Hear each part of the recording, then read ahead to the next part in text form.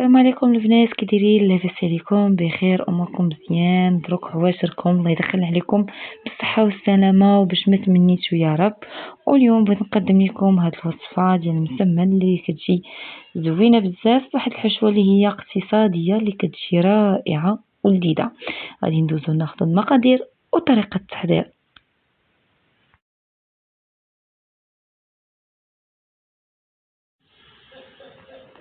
بالنسبه لبنات المقادير، هنا غادي ناخذ واحد 500 غرام ديال الدقيق الفورس اللي يكون من نوعيه جيده. غادي ندير فيه واحد المعلقه ديال الخل زائد خماره ديال الحلوى، رشه ملح ورشه سكر سنيده. غادي نعجن هنا العجين ديالي بالماء اللي غادي يكون ما سخونش بزاف، يعني غيكون غير دافي. هنا غادي نعجن العجين ويكون العجين ديالي ما يكونش مرخوف بزاف وما يكونش قاصح، يعني بينه وبين البنات. هنايا غادي نجمع العجين ونعاود نرجع معكم.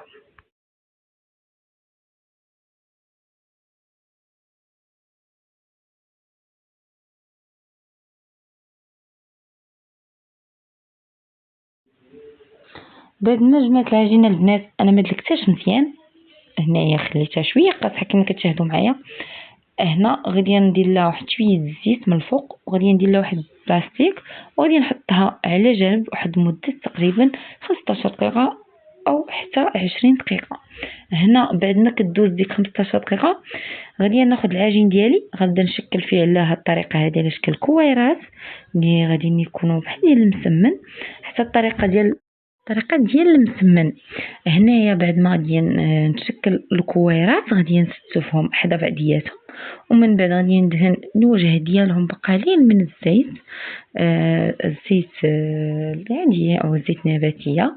من بعد ما غنحطهم نستفهم غندهن لهم الوجه ديالهم، غادي نعاود نغطيهم ببلاستيك غذائي ونخليهم عاود ثاني يرتاح واحد المده ديال 10 دقائق او 15 دقيقه. غادي ناخذ قليل من الزبده اللي غادي ندوبها مع قليل ديال الزيت، وبعد ما كتذوب غنضيف عليها واحد شويه ديال الخميره ديال الحلوى. وهنايا باش غادي نبدا نورق المسمنات ديالي.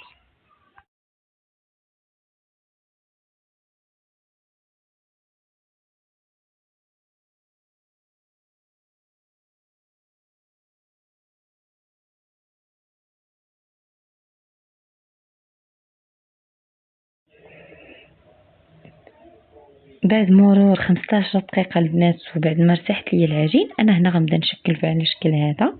هنا البنات غنهز غير شويه ديال الزيت، يعني غير شويه كنبقى كنورق، غير هو كتهزوا العجين بحال هكا بيديكم باش تزيد طوع عليكم وتزيد كتورق مزيان. انا هنا غادي نورقها جيدا حتى تولي تبان ليا طاوله العمل او الرخامه اللي كنخدم عليها، حتى تولي تبان ليا بحال هكا من الورقه، بالنسبه لنا الرخامه.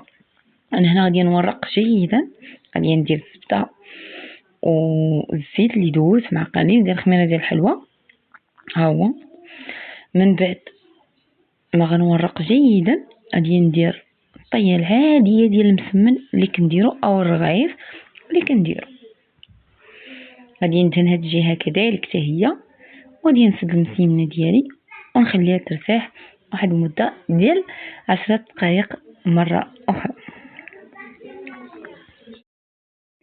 كنتمنى تجربوا هاد الوصفه وترضى ليا الخبار البنات، الصراحه ديال الله كتجي زوين هاد المسمنات هادو، وحتى هاد الطريقه هادي كتجي غزاله. بالنسبه للحشوه البنات كيبقى داكشي اختياري على حسب داكشي اللي متوفر ليكم، يعني اللي عندي في الدار هو اللي غادي ندير.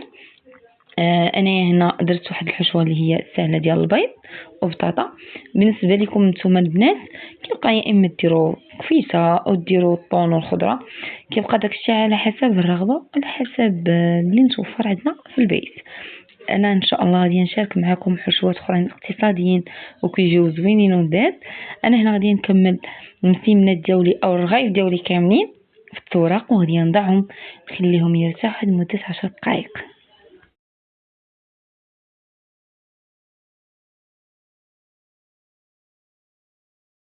بعد ما ورقت العجين ديالي كامله خليتهم يرتاحوا على جنب، هنايا خديت واحد 2 بطاطات اللي سلقتهم، غادي نضيف عليهم واحد 3 البيضات اللي كيكونوا مسلوقين، 3 صغار او 2 اللي كيكونوا كبار. غادي نحك البيض ديالي في الحكاكه الغليظه، بهذا الشكل هذا. ومن بعد غادي نضيف عليهم علبه ديال الطون ديال الزيت. الصراحه كتجي لذيذه هاد الحشوه هادي، كتجي في واحد المذاق اللي هو غزال. بالنسبه هنا الفرماج، انا درت فرماج مثلث ودرت الفرماج الاحمر. بالنسبه لكم البنات الا مكانش عندكم فرماج احمر فانتوما كديروا غير هذا الفرماج هذا اللي مثلث ديال الدهن. انا هنايا ضفت الطون البنات. بالنسبه الملحه انا ما درتش الملحه على حساب البطاطا، انا كنطلقها في الملحه باش تجيني بنينه. هنايا غادي ناخذ المسيمنات ديالي او الرخايف، غادي نورقهم بشويه، ومن بعد غادي ناخذ الحشوه غنديرها في القلب ديال الرغيفه ديالنا او المسمنه ديالنا، وغادي نحط هاد الطرف ونزيد عليه الطرف الثاني ونزيد الطرف الثالث ونزيد الطرف الرابع. يعني عمليه جد سهله البنات وبسيطه بسيطه بزاف. هنا غادي نسدها بقليل من الزيتون مقطع. الا كانت الزيتون مقطع بغيتو ديروا طماطم ديك الصغيره كتجي حتى هي زوينه. هنا غادي نعاود معكم واحده اخرى، غادي نبسطها غير شويه. غادي ندير الحشوه في القلب ديال الرغيفه ديالنا، وغادي نسد بالطرف الاول بهذا الشكل هذا، وندير الطرف الثاني وندير الطريف الثالث والرابع. وهنا البنات غادي نسد بديك قطعه ديال الزيتون كتجي ممتازه. هنا غادي ناخذ بيضه، غادي نزيد عليها معلقه ديال الخل، غادي نطربها جيدا، وغادي ندهن دوك المسيمنات ديالي.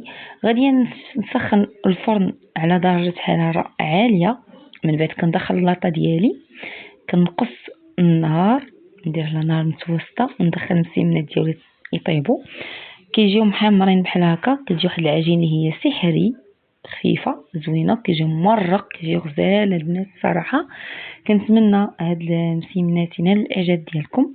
ما تنساوش ديروا الاشتراك وتفعيل الجرس لدعم القناه. كنشكركم على المشاهده. دمتم في رعايه الله وحفظه، ومع السلامه وشهيه طيبه.